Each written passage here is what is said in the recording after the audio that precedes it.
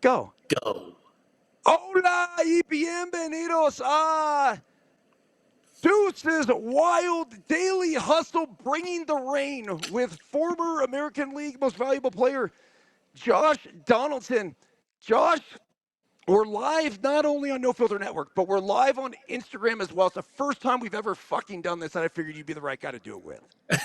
I appreciate it. And, I think we're both learning from this experience, so let's hope it's a good one. Who gives a shit, man? Per aspera on a straw is the terminology that we have written on the back of our Let Them Play shirts that we hand out for our travel team. And per spare on a straw actually means through hardship to the stars. So you got to start somewhere, and I figured right now would be a great time and place. So let's get right into it. The World Series, I don't even know where you want to start. We can start at Game 7 and sort of work backwards, I think is probably the right thing to do. You and I were talking about the Miguel Rojas home run in the ninth inning. And we know Will Clark went off about it last night, talked about the hanging slider that was thrown. You reiterated the same fucking statement to me Yeah. right before we went live. Tell me about that at bat, and then we'll work backwards from there. Yeah, I mean, first off, I want to start off by saying, what a series. I mean, I Yeah. don't think a lot of people were giving the Blue Jays a chance going into that World Series, and those guys fought their hearts out. And honestly, in my opinion, I felt like they really had a great chance to win that World Series. Obviously, hindsight being 2020, but Russell Martin, good friend of mine, and we were watching the World Series together. Also, another Toronto Blue Jay and Dodger. And Dodger. But we were sitting there watching the at bat, and I saw him spin the 3-1 slider, and I was like, you know what? I said, don't do it again. I said the old adage was if you throw it 3-1, you throw it 3-2. I go, but in that situation, you don't want to put a runner on first base for Shohei, right? Correct. Because now the home run puts him in the lead.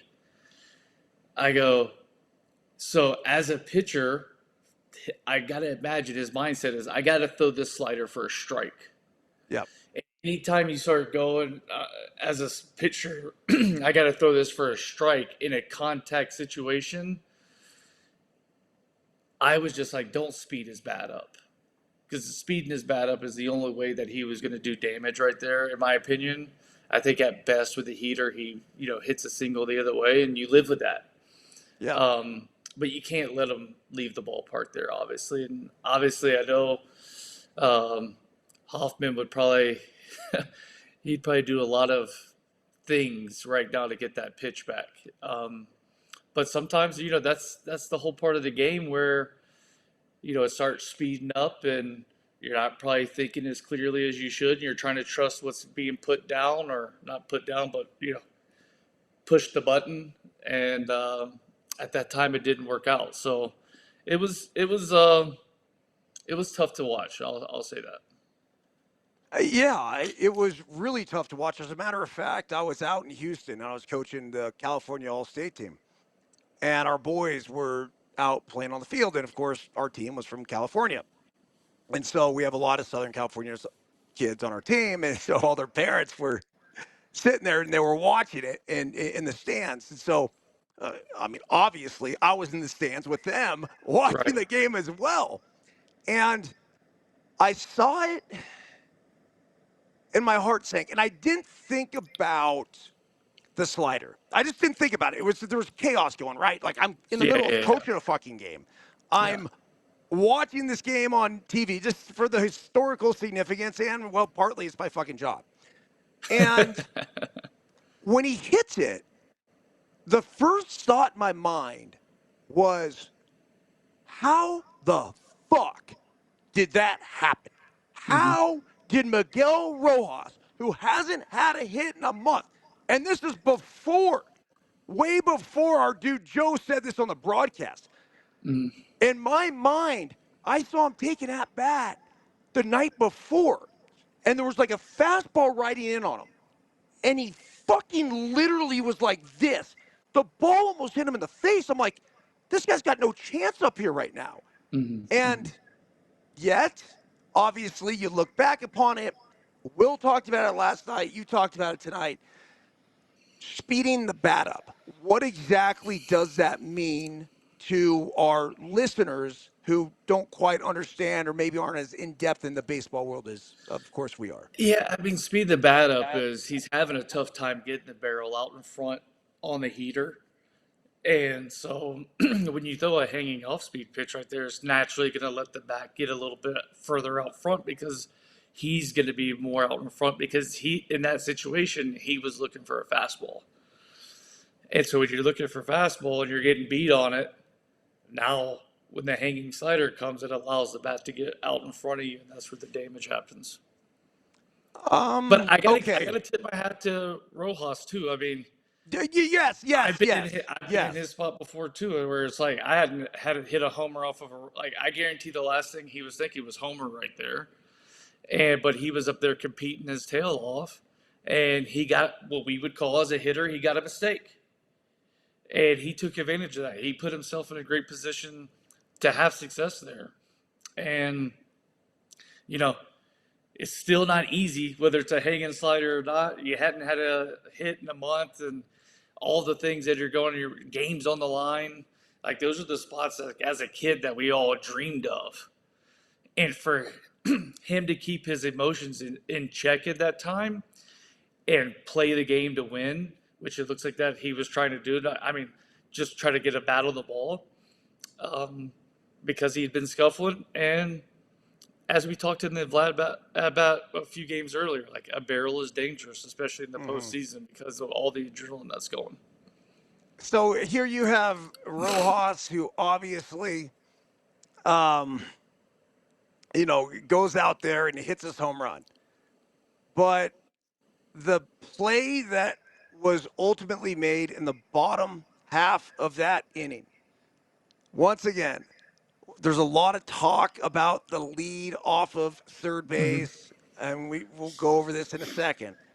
But the fact that Rojas stuck with that ball, coming back, stays with it, fires a fucking dart to home plate.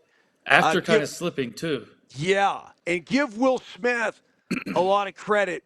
Stayed composed here, foot on home plate, caught it like a first baseman, ensured the out. What were your thoughts when you watched that play? First off, there's a few things. Kind of in Toronto, off that turf, like there's no such like you can catch some, especially that second hop. It likes to tend to speed up on that rubber turf, and the first hop kind of checks, and so I could see that he got caught like a little in between on not trying to go too aggressive on it because he's aware of the speedy second hop. And most of the time, when you kind of get put on your heels like that, that's where the boots come. That's where you misplay it. But as you said with the Will Smith, I felt like he kept his composure twice. Once on not getting a great read, trusting his hands. And the second time when he slipped.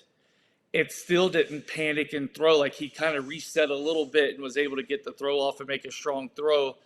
Most guys, especially young infielders, they slip right there and the play's over. Like that ball gets eaten or it gets airmailed over the catcher's head.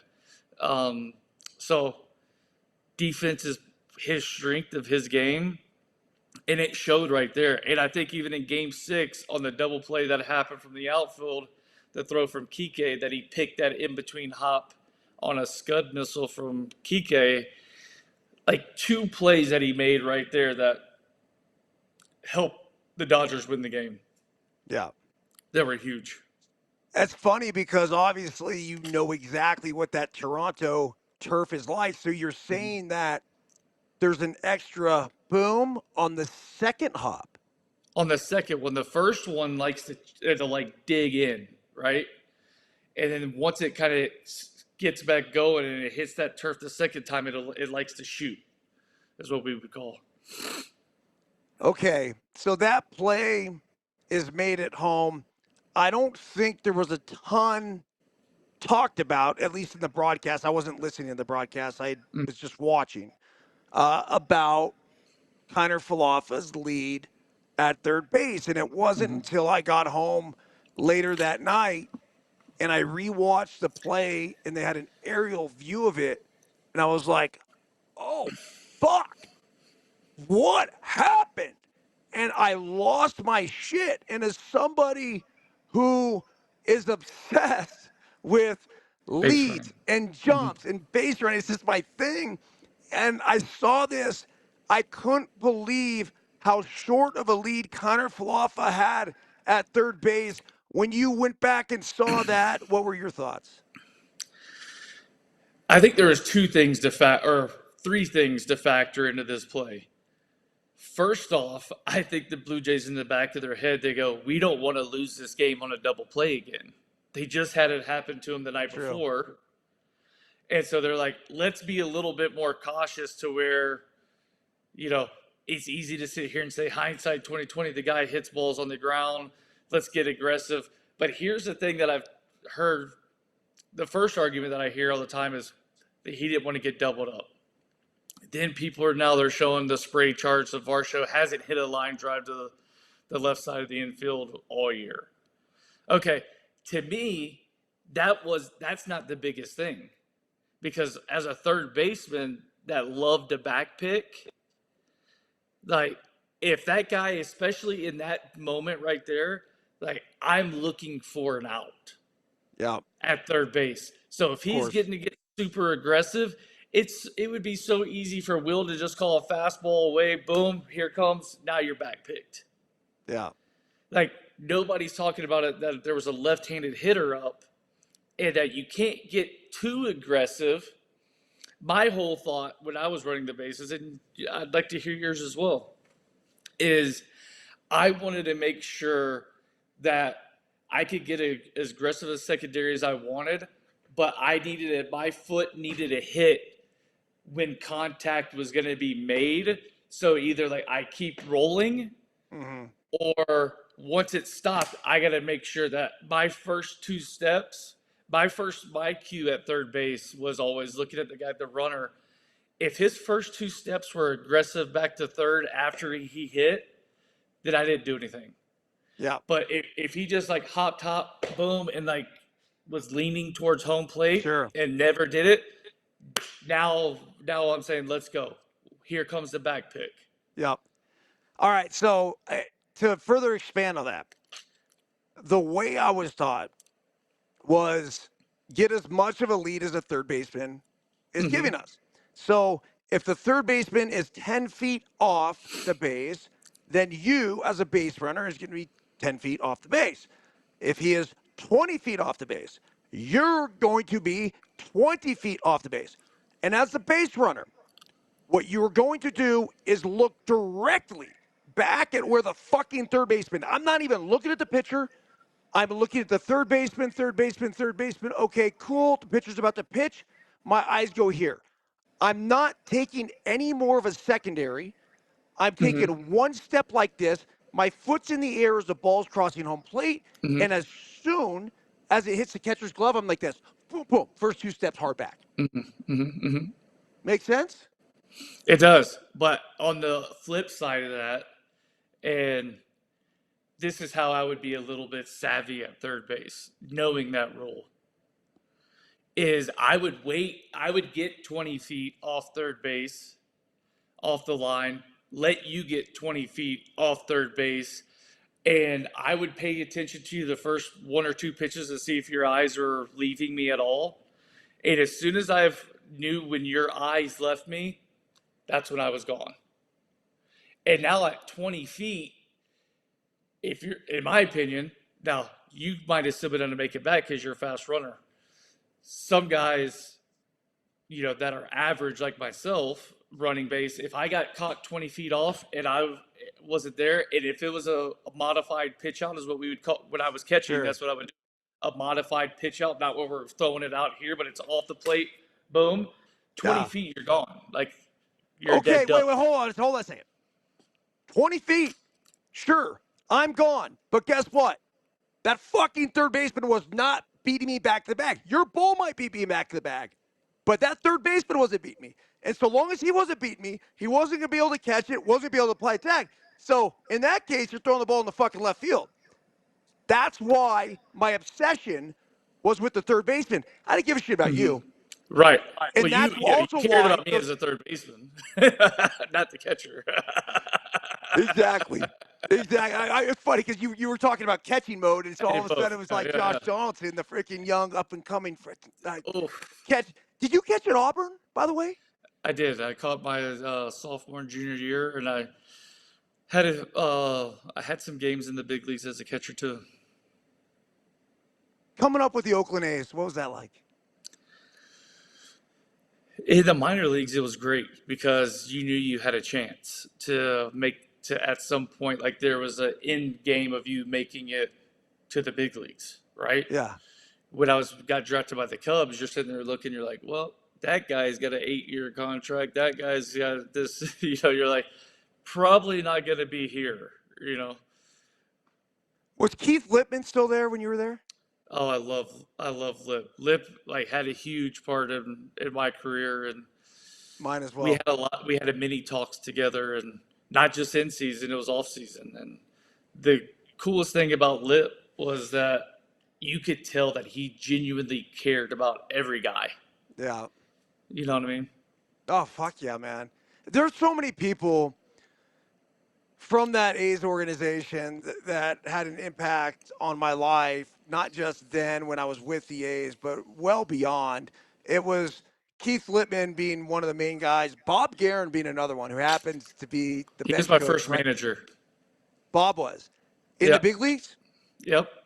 Okay, so I'm gonna because Houston Street and I have talked extensively about this, and Houston Street and Bob were like this. I fucking loved Bob. Bob, I had him in Modesto. I had him in Sacramento. I had him in the Dominican when I played for Licey. I had him in the big leagues as a coach. Greatest, and honestly, one of the smartest managers and baseball people that have ever been around. That said, Bob even told me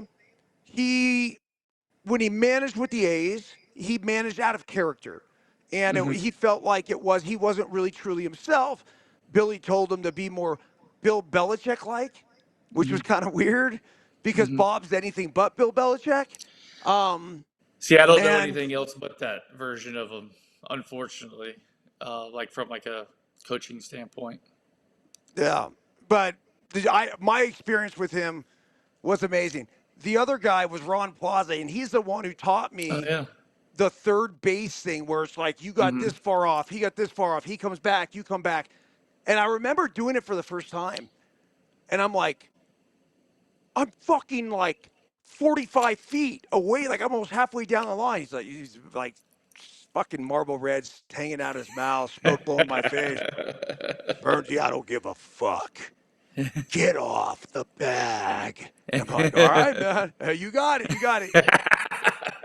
And I think to your point, that's probably what Kiner was thinking too. On the opposite end, they're sitting there telling him to be cautious and not get too far. I think, like I said earlier about the 3-2 slider, like hindsight 2020, if he could go back, like, hey, let's get rolling. Let's be expecting contact to happen. Let's get aggressive. And if they backpick us or we get lined off, like, that's just the game. Like, there's no in between is what I'm trying to say. It's either you're going to be like aired on that side of being too aggressive or you're aired on the side of being too cautious. And at that particular point, I think he got too cautious. For me, I would have just liked to see maybe like a little bit more aggressive secondary because the catcher and everybody's looking at you. You have a short lead to begin with. They're not looking at you as a threat, right? Yes. So, or they're not sitting there looking at you as a potential back pick candidate. Like, let's get off. And the one play that absolutely screws up our plan is a line drive that's, to the arm side of the third baseman that's going to third base. And that, in my way of thinking, you got to play the percentages. Sure. Like, that's a pretty low percentage play to happen. But we have a massive recency bias, not only in the game of baseball, but in life. And the night before, Barger on second Yep. base, ball hit to left field, takes 3 hard steps Not a good towards read. home, Yeah. then realizes the ball's going to get caught. Enrique Kiké Hernandez, my Mexican brother from another mother, comes in, catches it, throws the fucking ball to second base, doubles him off. The play was lost in the first 3 steps of Barger. Yep. What you do in that situation is, if I'm at second base and I'm looking towards home here, boom, ball's hit. We turn with a slight lean back towards second base. Once we realize that the ball's going to get caught, we continue back to second base, and that's it. If the ball's going to fall, we're here, we read it, boom, then we go. But I always say, Josh, it's back on a line drive, back on Yeah. a fly ball. It's not fucking freeze. All the youth coaches say freeze on a line, Yeah. freeze. And then You're the out. other thing is, right here, I do this with the let them play fucking team that I coach. How many outs? 1 out, flashy outs, back. Okay, 1 out, 1 out. Check your outfielders. You gotta That's the check. next one. You gotta know where they are, man. And that's what I think happened to him. I think he got lost. He lost where the outfielders were, or he wasn't. That was always my when I went into every game. Like, you have to know every single guy that has a good arm, a bad arm, great arm, who can get a quick exchange out. Obviously, Enrique being, or Kiké, whatever you want to say, he was an infielder. He's going to be able to get the ball out of his glove quick, right? Of course. Yeah. And you have to know those little nuances. And that's spring training stuff, like working that into it. But that's something that you do all year long. Like, those are the little things that separate people and separate teams, and knowing. And it's like we were talking about with that bat. It's like not getting caught up in the moment. You can't get caught up in the moment. You gotta stay even keel. You gotta know what your uh, descriptions are of each outfielder. You gotta know exactly where they're playing. So when the ball gets hit, you have a great idea what's going to happen and when you can score, when you're playing to just advance to the next base, or when you need to get back. Mm-hmm. Okay, so I'm going to take this a step further, because there were actually not 1, not 2, but 3 plays that happened with Miguel Rojas that won the Dodgers the World Series. Mm-hmm. We already talked about the home run. We talked about the play he made at second and throwing home. But on that play, the line drive to Enrique Kiké Hernandez, it was Rojas who picked the fucking ball at second. I slow-moed that thing 15 goddamn times, man, and it looked like he took it out of his knee, clean as could be. This kid's special, and we could. I don't want to say, bag on his overall ability or overall game, and he's definitely not a superstar. Yo, bro, that motherfucker showed up as much, if not more, than any Dodger. He had as big of an impact on that series as Yamamoto, as Shohei Ohtani. It did not matter. He was that big. And is he going to reap the overall reward down the road that those guys do, at least from a financial perspective? No, fucking no chance. Yeah. But he'll forever go down as an absolute icon in Los Angeles Dodger history for those 3 plays. Yeah, and I think it's a great example for kids out there that, maybe they're not the best hitter on their team. Maybe they're not up there driving, hitting bombs. Well, guess what, dude? Like, at the end of the day, especially when games really matter, I think what you heard, what I heard from Dave Roberts in his like press conference interview or when he was on the podium, he was like, I knew Kiké Hernandez, I could trust him, I could count on him, I could count on Rojas, I could count on this guy, I could count on that. And as a manager, that's what you're looking for. You're looking for guys that are going to do the do the right thing. They're going to play the game the right way. They're going to make winning plays for you. It's not always hitting the 3-run bomb. It's not always hitting the game tying home run. Sometimes you do it with the glove. And for my game, I wanted to be really good at all of it. Right? I wanted to be the best base runner that I could be. I wanted to be the best defender I could be. I wanted to be the best hitter I could be. I think I get caught up in talking hitting because I love hitting so much, but I love defense just as much as I did hitting. And going out there and making a play for my pitcher, especially being a former catcher, because I know how difficult every out can be. I wanted to make every play that I could and wanted to be reliable. And I think that's what Rojas showed, that he's reliable and he works on his craft, which is defense, and he showed up at a big spot and hit a home run. So like I said, props to him. The guy had a phenomenal series, and I don't think the Dodgers come away that World Series if it's not for him. So rightfully so that he is going to get the love and attention that he deserves. All right, dude. So obviously you spent many years in Toronto. You won in American League Most Valuable Player there. You went out, you threw out the first pitch of Game 2 of the ALCS. A lot of Toronto ties. You sat there with Russell Martin, another Toronto legend, also Mm-hmm. played for the Dodgers. What was it like sitting there and watching the Blue Jays lose that World Series? I mean, first off, I know you said you were in a game, but from pitch one, the electricity that was in that building, I mean, that's why you play the game. Like, Yeah. I could feel it through the TV. I'm like, man, I'm like, I haven't wanted to play a game of baseball since I retired, and I'm sitting there I'm like, shit, I want to get a uni on ASAP.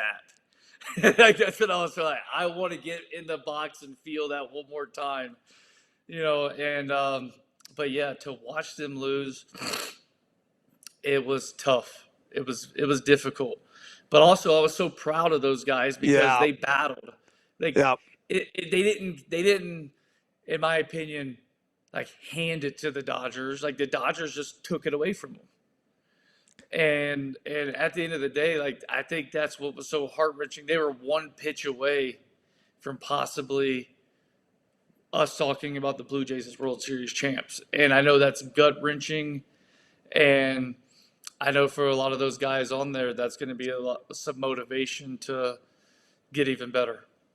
I don't think it's fair what I said because No, I it's was not fair. actually I was playing to the dramatic effects for the Instagram clip or the No Filter Network clip where it's like, oh, the Blue Jays lost. It's like they didn't fucking lose. The Blue Mm-hmm. Jays won. Baseball won.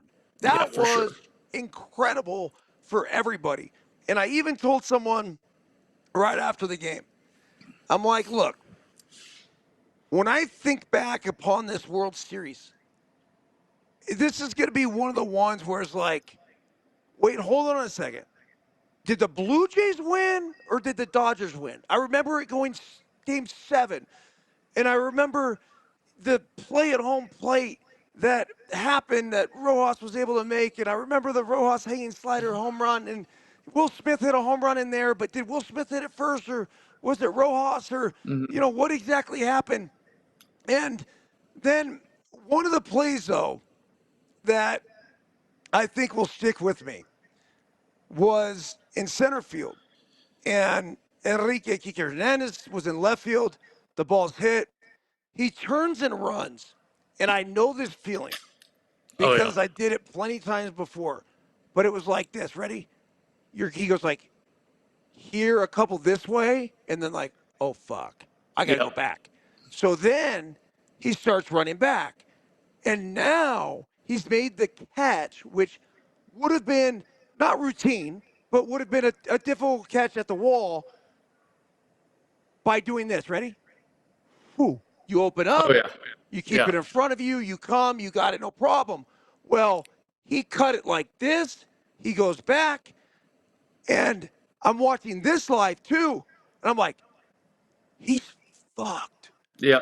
Me too. The World Series is over. And Mm-hmm. then here comes out of nowhere Andy Pajes. Bumps into Kiké first, and then glove doesn't even move. I got you, Enrique. Wow, man. That was special. It really Hey, was. yeah, I mean, he mossed his own teammate, right? In the football terms, he mossed his own teammate, and Moss the fuck out of him. Exactly.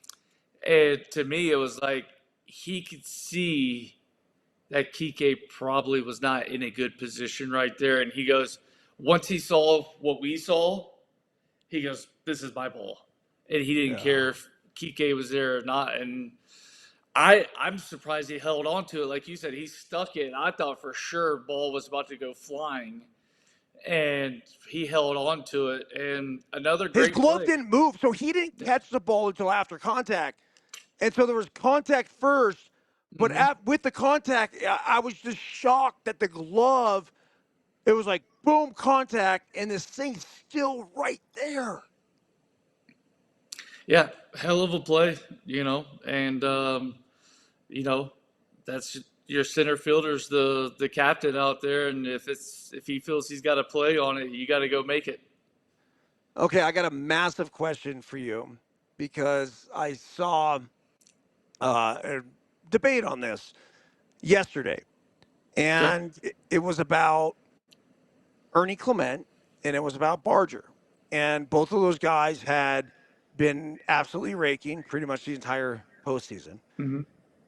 And they were hitting like 7-8. And their argument was that if you had moved Clement and Barger up to the top 5 in the lineup where they should have been hitting, you then stack hits together between Vladdy, Bobichette, Barger, and Clement. And ultimately, that would have led to more runs, and ultimately, that would have led to a Toronto Blue Jays World Series. Would you have moved Barger and Clement? I'm thinking about their lineup that they had. Um, you know, in those situations, I think you gotta have a temperature of your players too. And if bumping them up to 2 or 5 or whatever like that, if you felt like that was gonna change them, then you don't make the play, Correct. right? But I mean, for Clement and how well they were, and Barger, how well they were swinging it, I definitely thought that they had to have been contemplating it. And obviously, they felt like the best play was to do what you just said. In my opinion, what I would have liked to seen is I would have liked to throw in a lefty in between. Um, you know, I think I might have put Barger 2.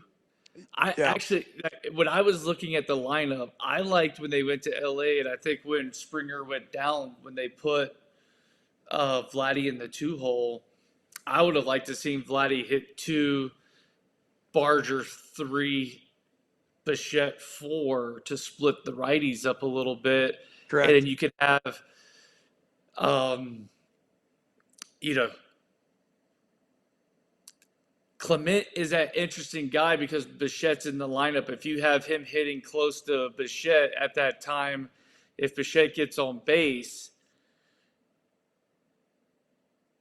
with his knee situation that he had, he was kind of base to base from what it looked like to Yeah, me. he was a fucking base clogger, is what he was. And so you don't really want Ernie Clement that's hitting too close to, and you had Kirk that was raking at the time too. So it was like everybody was kind of rolling pretty good. I would have liked to just move Vladdy to 2, Barger 3, Bichette 4, and then kind of fill in the Kirk 5, Clement whatever it may 6. be. Yeah, and then Clement Well, 6. so it would have moved Varsho down, is what it would have done. Yeah, and I think, and this isn't me, like, I'm not talking bad about anybody or anything like that. It's more, I think he was kind of scuffling a little bit at that time too in the postseason. Yeah. Kind of get him down in the lineup a little bit, and maybe something happens there, but Alleviate pressure of the guy up top that's not swinging it or as have well. him be able to bunt the ball, move the guy over. He's not swinging it great at the time. Like, get him in a position where he can move a runner over with a bunt. Yeah. When you look back upon the entire thing, and you mentioned the atmosphere in Toronto, Yeah. do you think that this has reinvigorated a fan base? Because you were there when they were excited about hmm baseball, and I feel like it fucking disappeared for almost 10 years. From everybody that I've talked to, there's been a lot of excitement over this Blue Jays team and the passion that they brought back to that fan base. I think, as long as it'll be interesting to see how the Bichette thing plays out. I think they need to, obviously go into the off season and do their due diligence and pay some guys to come in there. And if they do that, I think it's going to just keep that excitement rolling even more. But if they lose a couple key pieces, then that could kind of kill it. So, Bichette a free agent? I thought he was. I No, think no, that he I is a think free agent. I think you're right, man. Yeah. It's those are the guys that the Blue Jays have got to keep. You have to keep the guys that are there. They're comfortable. They're playing well. Bichette coming off a career year. I know he got hurt towards the end, but he was unbelievable this year. One of five guys in baseball that hit over 300. You gotta keep your own, and they did a great job with Vladdy. If you got to fucking overpay for Bichette, you overpay for Bichette because, quite honestly, as a baseball player, as someone who went through the process of free agency before, Mhm. Toronto's not going to be towards the top of anybody's list. It's just not. Yeah, I mean, I think they have a hard time getting some guys there because they don't know how great it is to play there. First off, and then it's in Correct. another country, and then with the travel and stuff like that. But yeah, I mean, it isn't as appealing. I would agree to some guys to go there, and I think, you know, as a free agent, if you're looking and the Blue Jays are calling, you're like, hey, this is they got a really good core there. They're going to have a chance to win. And I think as a free agent, obviously you want to get paid, but it's 1A, 1B. Like, you want to go into a situation where you have a great chance to win a World Series or go to the postseason. Yeah, and I wonder how much the taxing comes into play. I don't know. They have the big taxes in Toronto. So do they in California, and so do they in fucking New York too. Mm-hmm. Especially now after yesterday's election.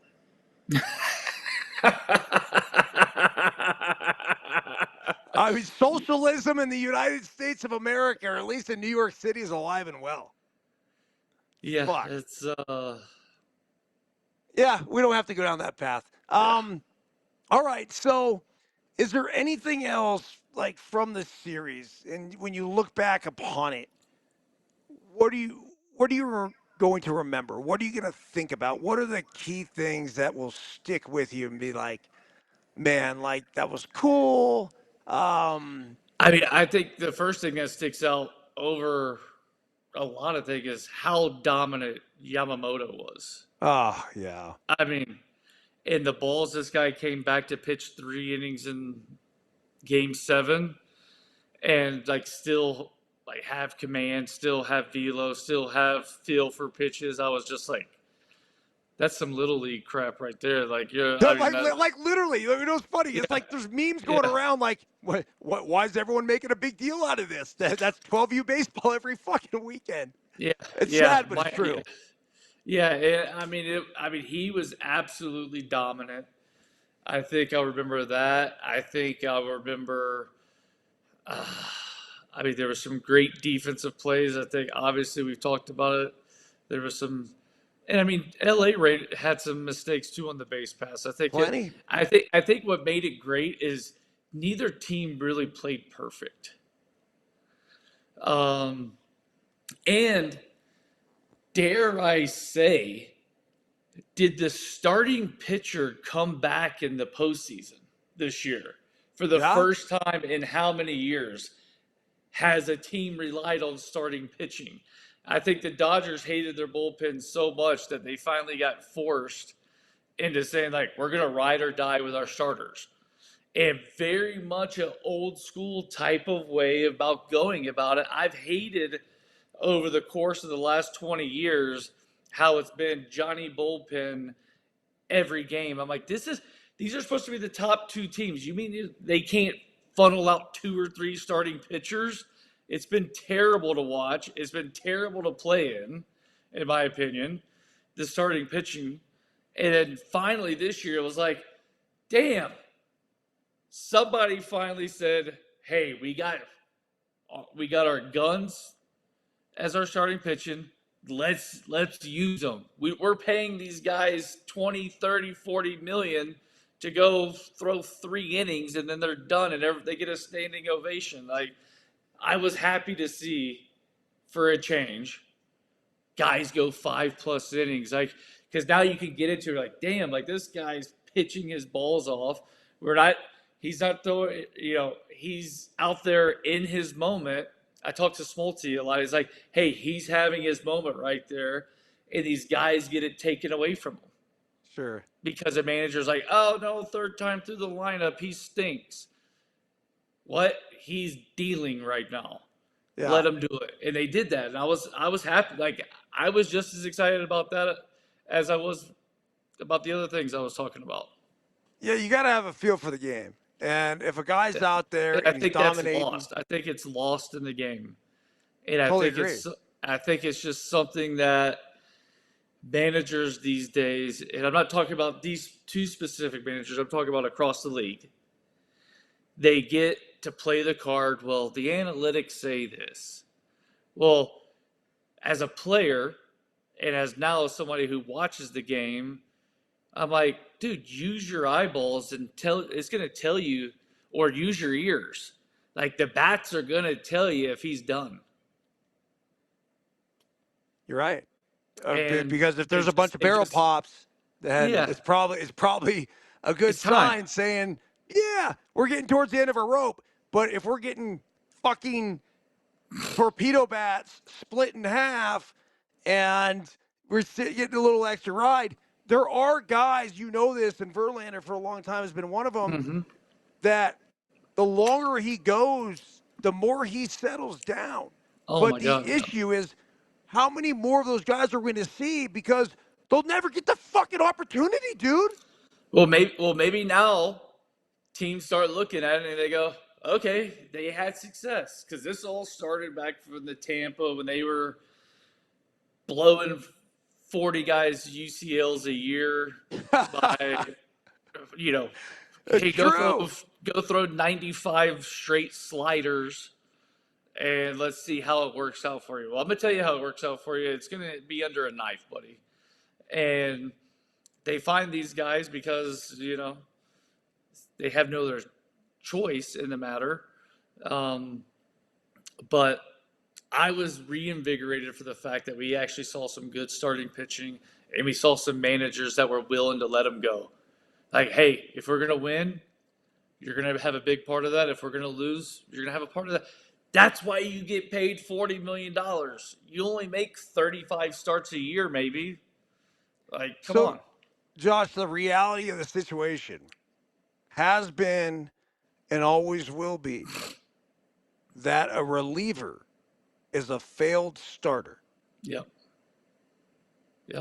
So why not, in the biggest situations that we come across, oh fuck, man, I would love to manage playoff baseball. Like, and I coach kid baseball, Mm-hmm. and I'm really into that. And I manage the Savannah Bananas, which is a whole different animal.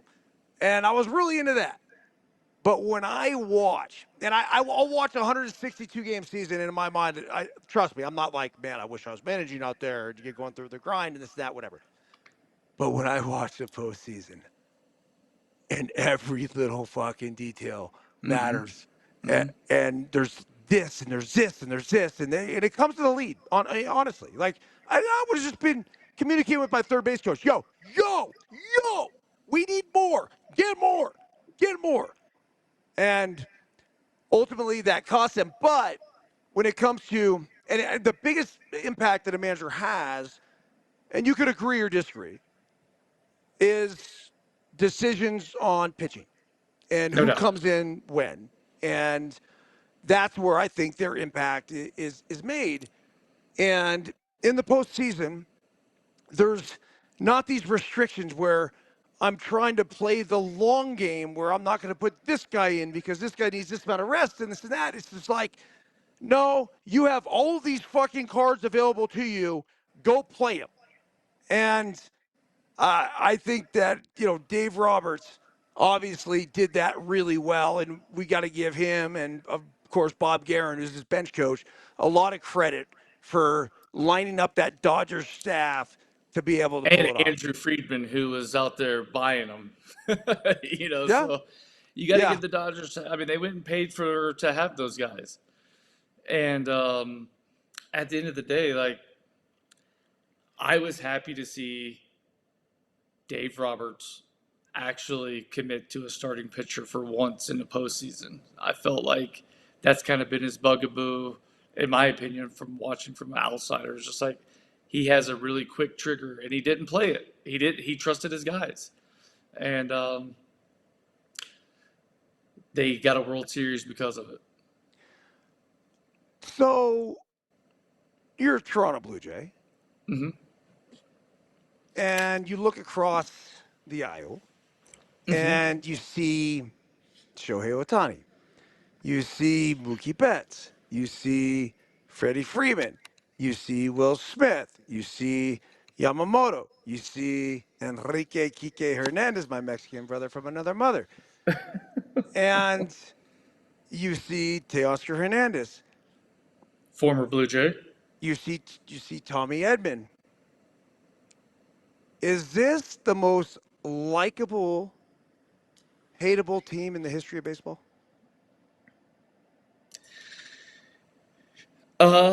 Yeah, I mean, I think for sure their characters were more. I mean, Freddie Freeman.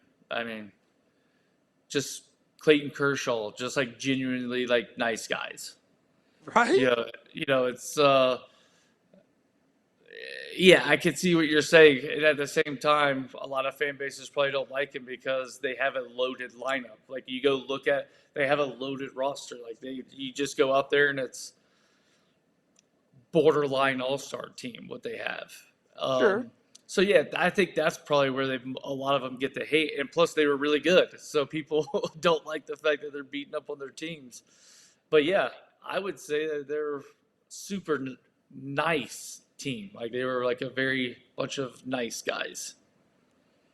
That's been the thing that's actually worried me about them. I always felt like they needed a little bit more fuck you Mm-hmm. within what they were creating.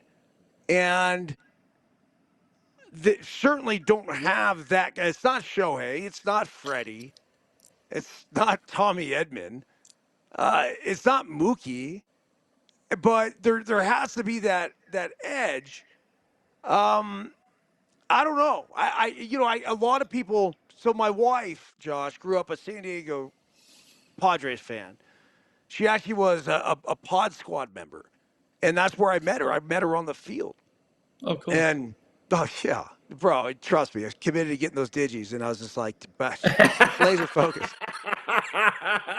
Hey, I'm about to go deep right here. If I go deep, can I get your number?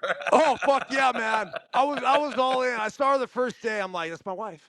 Like there it is. That's cute. So, anyhow, um, but she's still like very committed, like loves the Padres, this and that, whatever. And even she says, she's like, the dirty Dodgers. I hate the Dodgers. Yeah, yeah. And she goes on this whole little thing. But then we start talking about like the guys.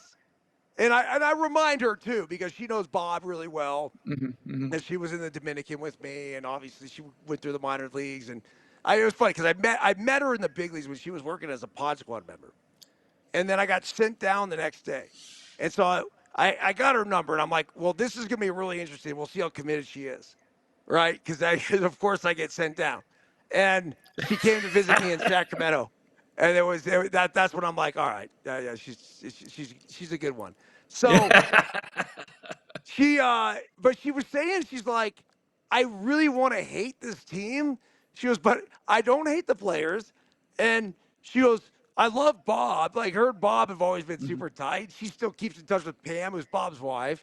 She knows Dave Roberts. I know Dave really well. Dave's the UCLA guy who's on my fucking recruiting trip, man. He wasn't there when I was there. He left right before me. Okay. But like, it's just, this is a rare blend of, hey, we're going to buy the best players like the Yankees try to do. And then we're going to have chemistry within it. This is fucking scary because the Blue Jays should have won that World Series. They should have. But they didn't. Not because of the Dodgers' fucking money or anything else. They didn't win the World Series because of fucking heart. Because of a guy like Miguel fucking Rojas, bro. That's, there's no way to look at that and say, like, Miguel Rojas was the guy that we were counting on all along. Bullshit. But he won the fucking World Series for it. Yeah, one of many reasons. But without him, they don't win it. I agree. I mean, I think another thing that's been lost in the game is those veterans that are glue guys. When stuff's hitting the fan. And I got to say this about the Dodgers. The hardest, I've never got to experience this because I never went to a World Series. Or even, but to win your first one is the hardest. And then once they have a lot of guys on that team that have World Series rings. So it's kind of like they know, like, stay in the fight, keep going. You never know when things are going to turn. And I think that experience of being former World Series champs, like that plays. Sure. That plays. And then your glue guys, your veteran guys that they're not counted on through 162 to go, hey, go win us the division. But those are like a perfect example to me is like a David Ross. The guy barely caught in the regular season, but in the postseason he was catching every game. Yeah. Because they knew, like, we need that guy to win the game. Jonny Gomes, another glue guy. 2013. Daniel Navas should have been playing. I was on MLB Network, like, petitioning for Daniel Nava to be in the lineup. Like, dude, I love Jonny, and I've known Jonny for a long time, man. I knew him before fucking the big leagues and everything else. I know his story. I love Jonny. I've always loved Jonny. But I'm looking at it going, why isn't Daniel Nava in the lineup? And John Farrell, give him a lot of goddamn fucking credit, man. He knew what it took to win. He knew when it came down to nut crunch time, and it was a Jonny Gomes 3-run fucking homer that won that World Series for the Red Sox. And I mean, I think from what I understand about that team, because I'm friends with Gomes too, but Dustin Pedroia was probably calling some shots too. It wouldn't surprise me, right? And so Dustin Pedroia was like, hey, like, I want this guy in the game, like, get him in the game. And to your point, for John Farrell to, like, okay, Petey, you're our guy. Like, I'm going to listen to you. Like, to me, like, managers who don't have this stigma of, like, oh, I know everything, blah, blah, blah. Whatever I say is going to be the... No, like, listen to your players. Like, those are the guys that are going to war for you. And I think that's another part that's kind of got lost because most players don't even have an opportunity to be in the room for that anymore. It's because there's there's three different sections to Major League Baseball now. You have the players, you have the staff, and then you have the analytics. And so now, like, the players just like, hey, go play the game. We'll go fill the lineup out. Go do what we tell you to do. Versus, like, in my opinion, you need to have a core group of guys, 2 or 3 veterans that you trust that are your core group of guys. And, like, these need to be conversations that need to be had with everybody. What was that like playing in a day and age where analytics took over? Fortunately for me, the better part of my career, I didn't feel like I had to deal with it that much. But the last 4 or 5 years, it was like I could definitely see it. It's like, okay, we have our group of guys over here that are punching the numbers and saying what's going to happen, and you're just like looking, and you're like, I remember, I'm not going to say specific teams, but I remember sitting out there like, the games in the lineup, we're bringing this guy in. I don't even know this guy's name. He just got here today. And, like, I need to see, like, what are we doing? Are we playing to win the game? Or are we playing to win by some formula that's being established? And at the end of the day, it's like, whatever it is, it needs to be established early in spring training, needs to be part of your goals, and there needs to be conversations about that, in my opinion, especially with guys that are capable of having those decisions as part of a team. And to me, it's just a cop-out when you're like, oh, well, the numbers say this. I don't care what the numbers say. Have you seen this guy's at bat lately? He needs to be in the lineup. Yep. Or you see this guy on the mound right now? He's dealing. Keep him in there. Like, I want to play defense behind him. Mm-hmm. You know, like, this isn't fantasy baseball, dude. It's not, right? It's not just a numbers equation that we throw into it and the formula comes out and you either win or lose. It's just not how this game works.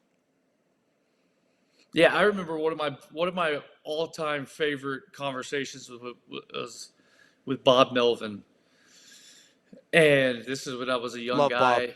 This is when I was a young whippersnapper in the big leagues, and I had a good month in the show. I think this was 2013. And I started the year hitting 8th. And I'm raking like the first month or whatever, and I move up to like lefties, I'm hitting like 5, and righties, I'm hitting 6 or 7. And we're taking batting practice, and I look at Bob and I go, hey, Bomel, I'm like, why am I hitting so far down in your lineup? He's like, oh, Josh, we like you down there. We feel like we can score every inning. And I had no dirt in my spikes. And so I was just like, he didn't bite my head off. We'll reevaluate this in a week or so, right? Yeah. And so, sure enough, I keep banging. And I look at Bob and I go, hey, Bob, why am I still hitting so low in your lineup? And like I said, I was up to like the 5-6 hole, whatever. And he gave me the same company answers. Oh, we feel like you can score every inning. I go, okay, well, now you have to answer me this. If Miguel Cabrera got traded over here tomorrow, where's he hitting in your lineup? And he kind of is like, he just, oh. I'm like, what? I go, Bob, I'm the Miguel Cabrera of your lineup. Oh, I fucking love this. And he's like, he looks at me, he's like, Josh, where do you want to hit in the lineup? I said, I want to hit 3rd. And he goes, all right. You'll be in there tomorrow, 3rd. Sure enough, 3rd next day. And you know what? I banged. Like, he was like, all right, I'm going to call your bluff. Let's see if you're ready for it. Yep. And it was up to me at that point to prove it to him. Yep. Where the point up with the story is analytically, maybe they were like, nah, he doesn't have enough stats or history right now to prove that, to say like he's our 3-hole hitter or he's our Miguel Cabrera of our lineup. but I knew where I was at. Yeah. And I knew that I was ready to take on that next step, which was hitting 3-hole. That's a big deal. Well, just the And fact that you asked for it, bro. If I'm a manager, I'm going to listen. And eventually, if you're putting up in the 7 spot, 8 spot, and you're giving me that push, and it's like, all right, motherfucker, here you go. Let's see how you do. Because if you fail, it's on you. And then you'll be right back exactly. to 7, 8 or out of the lineup. Yeah, and you know what? I was willing to take that risk. Yeah, because And I think you believed in yourself. So I ran no into a doubt, buddy of yours, no doubt.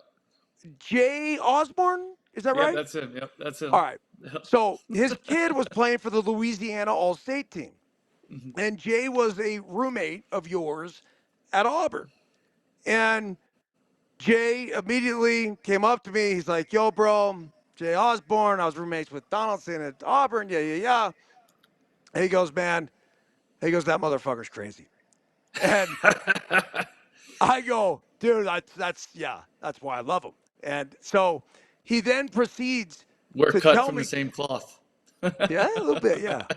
He goes, look, dude, he goes, it didn't matter. He goes, Josh has a belief in himself that is just different than anybody else I ever ran across. He was hitting like 086, standing in front of the TV, taking dry hacks naked, going, I'm going to be the best motherfucking this, that, whatever. And we're like, dude, put some clothes on and sit down. And I go, Jay, I heard this story before. And hold on a second. Never mind. I lived this story before because I was that guy taking dry hacks, butt ass naked in my apartment, telling everybody how I was going to be the next great fucking whatever. It's so classic, man. You cannot teach that, though, dude. You can't teach an unwavering confidence in a person. You can help mold it, and hopefully they get it. But gosh damn it, dude, it is special, and you had that.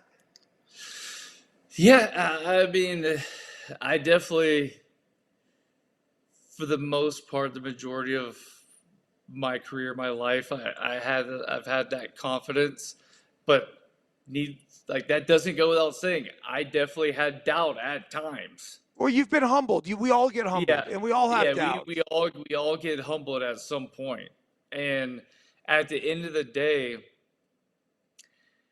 a coach once told me this, and I think it really resonated. And the first that he said to me was, Josh, he goes, if you don't believe in yourself, how are you going to expect someone else to believe in you? Yeah. And that hit home, and I go, you know what? You're right. When I was younger, I didn't have a lot of people that showed belief in me. I wasn't like the prima donna, like, oh, here we go. I always played up in levels first off. So I was like the 6th best kid on my team for the most part. And so I wasn't the guy that was sticking out all the time. And I think, one of, when I was in high school, the best quotes that I heard from a coach that was looking at me at the time, that wasn't looking at me, but he was looking at other guys on our team and then ended up taking a note. And we had a guy that committed to Vanderbilt. And so the coach I'm going to tell you, his name's Tim Corbin. Obviously, everybody knows Tim Corbin in college I know baseball. Tim really well, too. And, Savage. And he said his scouting report on me was he plays with a boner. Ha! That was his. And when I heard that, I was like, you know what? He's right, because I love to play the game. I love to get dirty. I love to grind. Like, you weren't gonna beat me. Like, I was just hard. Even if you beat me, like, you weren't gonna keep me down. Like, I'm coming back at you. I'm coming back at you until the game's over. Like, I'm gonna keep coming. Not literally, but. Oh, geez. Oh, fuck. This went off the rails in a hurry. but I'm going to keep going and pushing until, you know, um, the bell rings and or it stops. And so at the end of the day, I had a desire of competing, and I wanted to be the best. That was just that in my mind. That's what I strive to be. So take us back to that season 2015 for a second, because you talked about wanting to be the best. Mhm. And then you had a season where you were the best. What was that like? That was a lot of fun. And another story about that. I went to the Blue Jays took me to arbitration that year, and I'm a big believer in words. Like they have power, right? And you can speak things into existence. Mm. And the Blue Jays traded for me in November. Never played a game for them. They take me to arbitration. We go there, and so how arbitration works is the player gets to state his case, then the team states their case, and then the player gets one last argument, I guess you could say. And I told the players union attorney to, when he finishes my statement, I want him to say that now that Josh has been traded to Toronto, coming from Oakland, which in 13 I finished fourth in the MVP voting. In 14 I finished eighth. And I was like, I want you to say that Josh is going to win the MVP in 2015. So he believes. And that's how we closed our argument. Now, I lost my arbitration case, but I won with the end because I ended up winning the MVP the next year. So that was a pretty cool moment looking back on it. But that season, as much as I want to take credit and say how great I was and all of that, like I had such a great support system in that lineup and in that team that it made it really difficult for you to come in, or if we came in to play you, you came in to play us. It made it really difficult for that guy that was standing on the mound to go through 1 through 9 of us because we wanted all the smoke. Let's just say that. And we were ready, and we weren't scared to let somebody know about it. And we loved and played the game extremely hard.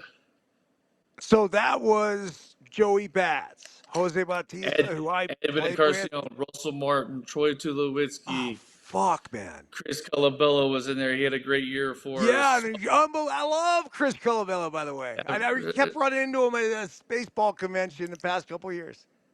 Yeah, we had Navi. I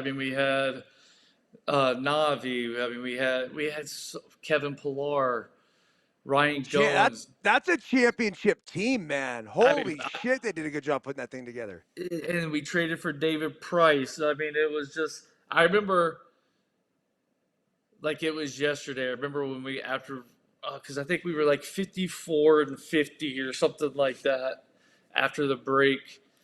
And we made all the trades, and we had David Price come in. We had Troy Tulowitzki, the Troy Hawkins, Mark Lowe, Ben Revere.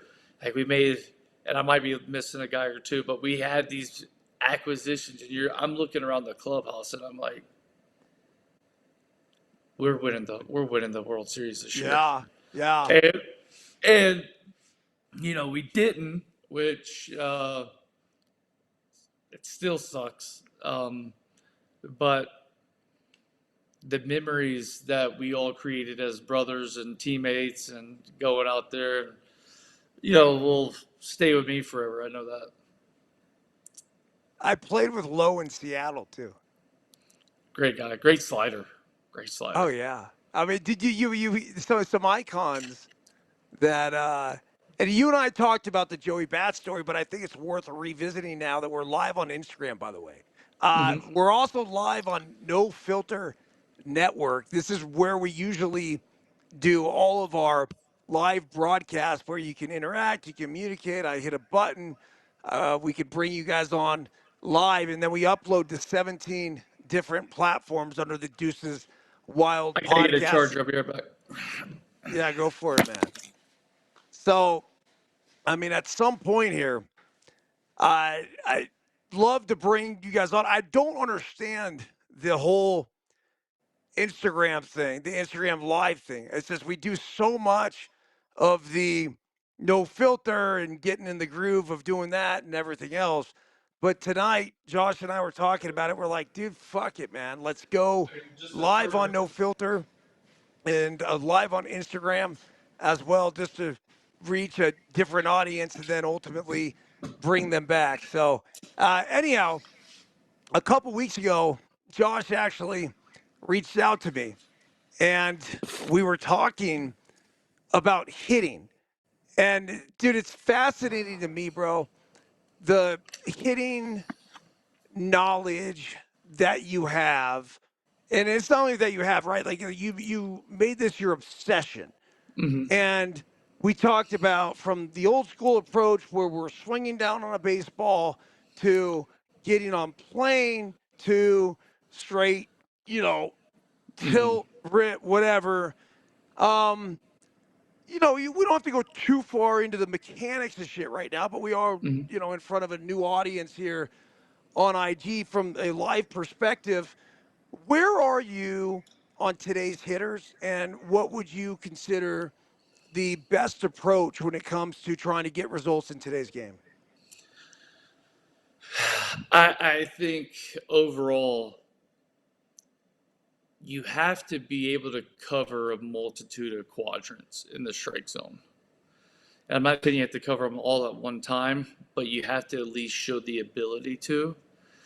And I think overall, pitching is the best it's been. I'm not going to sit here and say, oh, hey, back in earlier in my career, pitching was way. It's not. It's better now just because the sheer fact, A, you don't get to face guys that much Multiple times, anymore. yeah. Guys are coming in this fifth, sixth inning, throwing 100 out of the bullpen with a couple different pitches. So I say that to say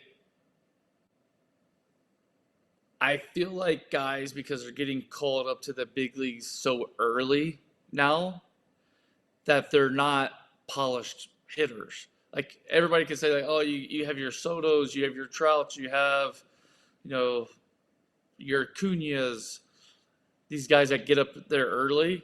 But we're seeing more today than ever guys under 25 in the big leagues. Mm-hmm. And with that, guys are coming up with big holes in their swings. Mm-hmm. And at the end of the day, to me, yes, do I think the best result or the best approach for me was to try to get the ball in the air? For sure. 100%. That was my game. If you have the ability to leave the yard, if you have the ability to drive the ball, then that needs to be your approach. I think some guys are going up there that probably don't have the business going up there and looking to try to drive the ball to the ballpark on a consistent manner or consistent basis to where they're getting exposed. And I think guys over time have gotten rewarded to go, hey, you hit 40, but you hit 200, 210, good year. And I think that's not great for the game as far as like a viewership standpoint. And I think guys could get better. I think guys need to push themselves harder, and I think they need to push themselves intellectually to figure out how to be a more well-rounded hitter. Because when I was at my best, and I know guys that are really good, they would say the same thing, is I could hit a single at any time I wanted to, I felt like. And then I could also go in an at-bat and say, I'm going to try to hit a ball at the ballpark. But once I got past the first few pitches and then the count changed and not in my favor, I knew how to back it down and say, all right, let's just get to first base. Yeah.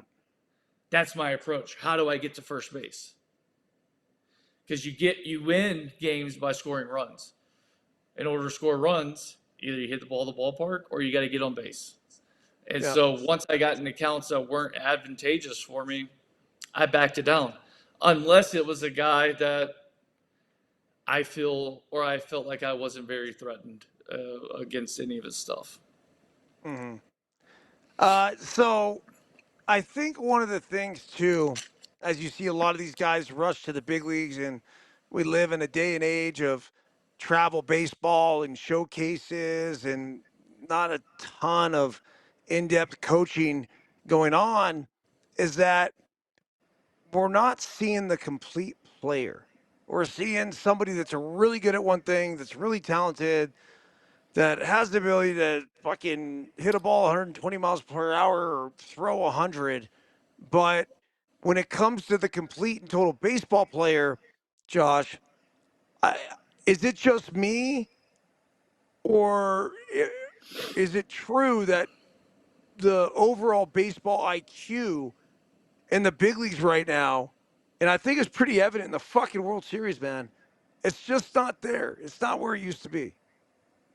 No, because you got to think, like, even when I was first coming up, probably the same time when you were coming up, like, you were still considered a young player at 27. Yeah, of course. Like, that's like when 26, 27 was like kind of like the time when you were starting to break in. And now, because of the minor league system, how it's set up, and how fast the game has been, and obviously there's no PEDs anymore.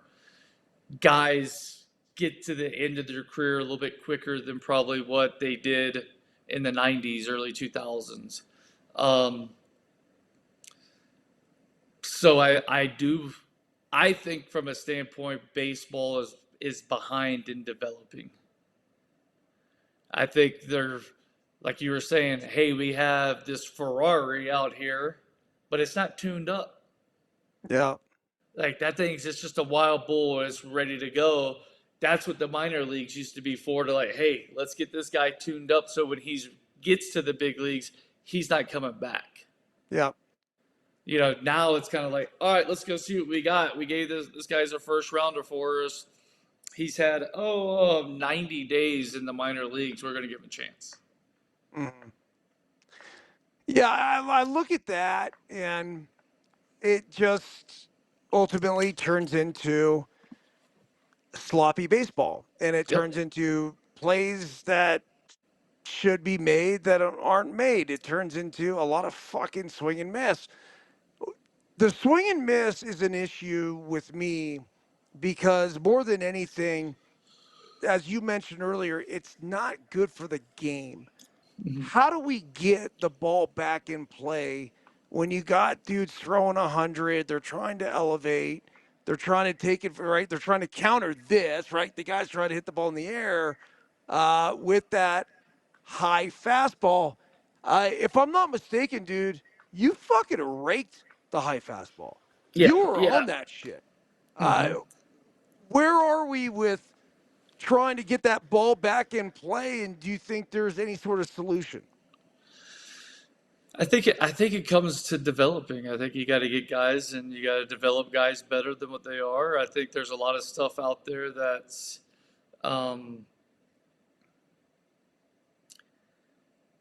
not being taught properly. I would say developing properly, and that's physically and mentally. And I remember playing with a guy, and he was scuffling, and he'd get to 3-2, and he'd swing at a slider, punch out often.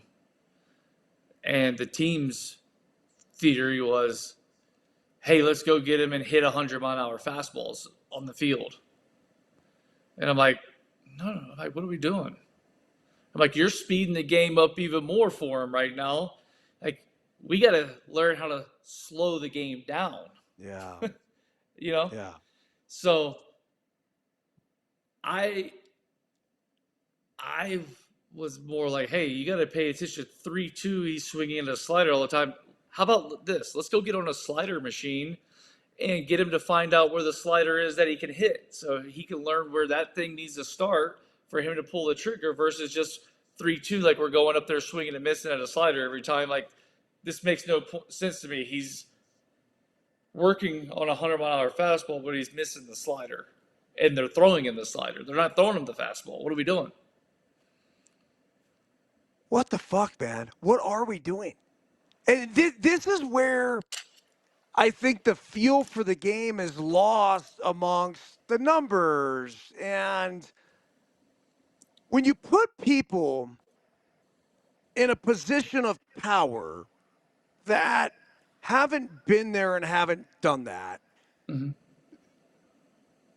it becomes an issue because when you have been there and when you have done that, you know what worked and you know what fucking did not work. And so that's why I think for 150 to 75 fucking years, you would have a former big league baseball player be a manager of a team. And the coaches would be either anywhere from minor leaguers to longtime former big leaguers because they've dealt with success, they've dealt with failure. I do think that there's a position for guys that haven't played the game. And I think there's a position Yeah, for analytics and coming in. And I I think it's do. all really important. But if you don't have that fucking guy with the dirt under his fucking spikes, with the fucking Marlboro Red hanging out of his fucking mouth, the Ron Paws of the fucking world, man, you don't got shit. You have to have those guys around. And Josh, like I don't know where we're going with all this because some of the new managerial hires were I'm not going to say question marks, but just you see the trend going a lot less and less experience. I'm going to ask you one question though before we go because I got batteries dying everywhere. Mm-hmm. Tony Vitello, who I have a tremendous amount of respect for. Everything he's done at Tennessee is just fucking awesome. So much juice, fun to watch. Manager of the San Francisco Giants, the first manager in the history of college baseball to jump directly from college to the big leagues. How do you anticipate this going? Well, I mean, I think I'm going to base this a little bit what I see in the NFL, right? You see these college coaches come up from college to where they're running the show, right? And then they go to the NFL to where they're not really running the show. They're running the show as far as managing the team, but they're not running the entirety of the show. They don't get to choose and pick and choose what that roster is going to be like, right? So they're pretty much forced to play what they have at their hands. And I think what I see a lot out of some of these guys that jump is initially there's that uptick, there's that excitement, they're coming in for the culture. But the guys that are successful is to where that culture is something that's implemented and you have success. If you can sit here and talk about culture, you don't have success, you're fired. That's So different, I think man. it's going to be The big big for leagues is him year different. one to create that success early and to create that culture. And the best way to go about that, in my opinion, is he needs to have Buster Posey in the room. It needs to be him. It needs to be Devers. It needs to be I don't even know who's all in San Francisco anymore, but you need to have at least Logan Webb would be another one that you Logan need. Webb, Right. um, Adames is the long-term shortstop, big which I play contract. with him. Great, I Matt love. Matt Matt Chapman, your brother from another mother, man. Yeah, like those guys need to be in the room, and like, hey, this is this is what we're gonna buy into. This is what we're gonna believe in, and anybody that's in this locker room that's not going about it this way, they need to be held accountable. Yeah. And that needs to be by the players holding you accountable, and ultimately the decisions that are being made on the field, that needs to show some accountability as well. Oh, man. All right, dude. Well, that's good enough. I got dinner downstairs. Like I said, I got batteries dying everywhere. Our first time live on IG, bringing the rain. Where did the nickname come from? Because that's your Twitter handle too, right? Bringer of Rain. Yeah, it's self-given. I love it. It was actually, I stole it from, there was a Stars series. It was called Spartacus Blood and Sand. And the long short version of the story is I was watching this, I was locked in on this show. And Spartacus, who ends up being a gladiator, he's forced into it. And then he ultimately buys into it. And him and another gladiator were fighting this mythical gladiator. His name was Theocles. Okay. He'd been stabbed like over 1,000 times. The guy was 8 foot tall, monster of a human. And Spartacus ends up, they do the battle because the place that they were in was in a drought for like 6 months. And so they were doing this battle for like, for the gods, like a sacrifice to the gods, right? And Spartacus chops Theocles' head off, and it immediately begins to rain. And he ends up getting the name Spartacus, the bringer of rain. And I was sitting there watching it. I was like, you know what? I feel like I've taken down some monsters in my life. And I'm going to bring the rain. And it was late night, and I created my Twitter account, and that was it. And that's how it started. Fuck yeah, man. Yeah. Bringer of Rain. I mean, I always thought that because of your hitting philosophy and wanting to hit the ball in the air and just like, I'm bringing the fucking rain. Like, that was my thought process. It turned into that, but that's not. Of course. But the deep story, man. Holy shit. Like, chills. That was it, dude. That was how I got it. I'm like,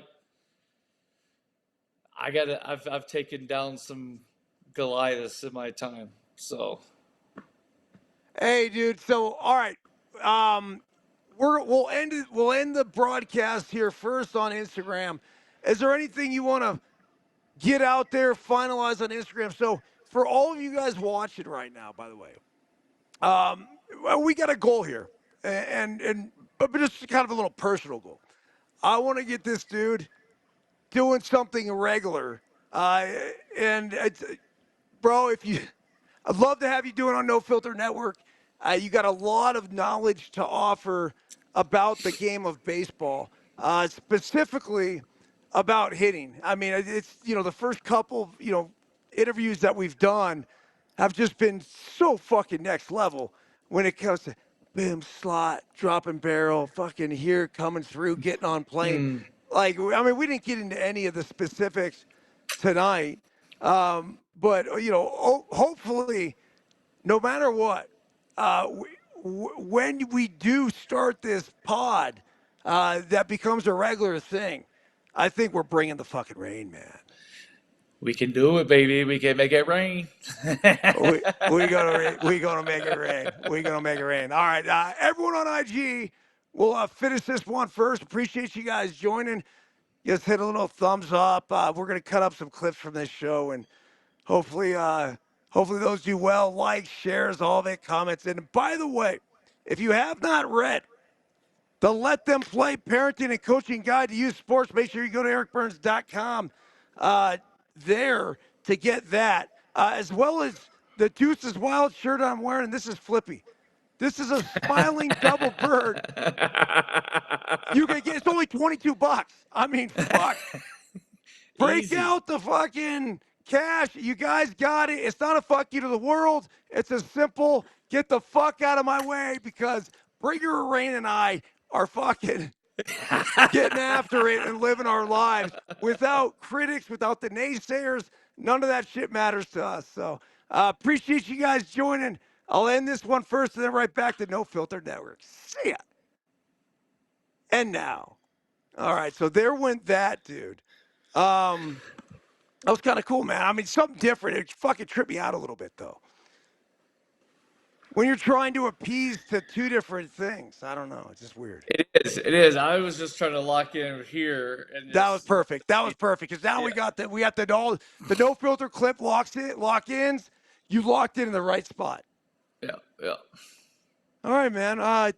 Thanks, dude. That was fucking great. Let's keep rolling. Let me know when you want to do the next one, and we'll keep spreading the good love of the world of baseball. I love that, dude. I appreciate your time, brother. Yeah, you killed it, man. How's the golf game, by the way? Solid. Yeah, I'm starting to get a little bit of the lay of the land around here. I shot 3 under yesterday. Oh, fuck. And then today I putted like shit, so I shot 2 over. But Are you my playing in the 2 over. Are you playing in the event coming up at Shadow Creek? Yeah. I figured no, you were. No, I'm not playing at that one. I'm playing at one in Orlando in December. Okay. Yeah, I've a lot of the Millar playing that one. Yeah. Mm-hmm. So Millar, Smoltz, like there's a group of you guys. Mulder, Kyle Mulder, Loge, Aaron Hicks, Russell's getting into it this one. A lot of baseball players. Joe Carter. I mean, I could keep going forever. Vince Coleman. How often? I like Vince Coleman, man. Tell that motherfucker I said what's up. I will. How often do you play with Mulder? Because he's in AZ too. I played with him last week, but that was our first time playing together since I've moved here. Because the courses were shut down for overseeding for over 3 weeks, right when I got here. Silverleaf, Whisper Rock. Where do you play? Yeah, I'm joining Silverleaf. I like Silverleaf. Yeah, it's solid. It's a good vibe. I want to get into Whisper Rock too, but we'll see. You got it. Yeah, I have friends in high places there, so let me know. let's go. Yeah, Hook fucking me A, up. man. Come on, Hook bro. me up. I got you. Hook me up. I got you, dude. I got you. Yeah, we'll do some no filter, and we'll fucking get you in a Whisper Rock. Love it, dog. All right, man. I will just touch base with you shortly, and we'll fucking run this thing back. Love it, dude. Appreciate you. All right, dude. Nice work. Peace. See ya.